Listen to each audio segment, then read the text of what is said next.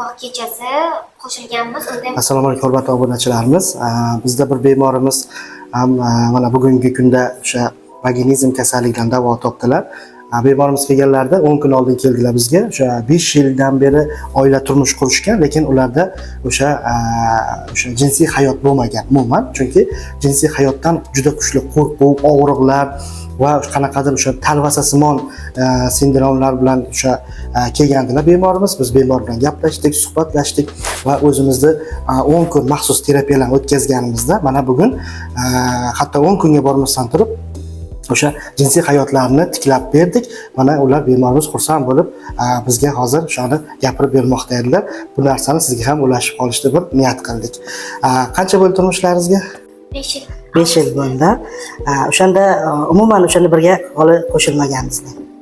Biz faqat o'sha nikoh kechasi qo'shilganmiz. Unda ham og'riq sezmaganman umuman. Og'riq sezmadim, lekin undan keyingi holatlarda bizda qo'rquv, keyin xo'jayinimlarda ham qanaqadir menimcha o'yladim, ular ham qo'rqyaptilar va birinchi marta boshida ular bir gap aytganlar, esimda qolgan. Hozir sen qo'rqib biz qo'shilsak ichkarida qolib ketadi. Keyin baribir anaqa qo'ni-qo'shnilar nima deydi, keyin doktorga borish kerak, u shunaqa gaplar aytganlarda, shundan keyin men o'yladim, mayli, men chidayman, har qanaqa og'riqqa chidayman. Menga qaramang, baqirimga ham qaramang.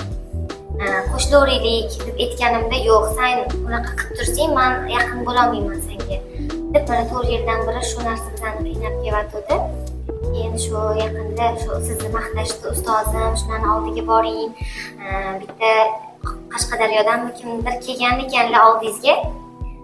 Davolanib, hattoki homilador ham bo'lgan ekan, shu vaginizmdan qutulgan kunlari deb aytishganiga biz ham to'g'risi birinchi marta doktorga kelayotganimda yaxshi niyat qilib, xolis niyatda keldik oldingizga.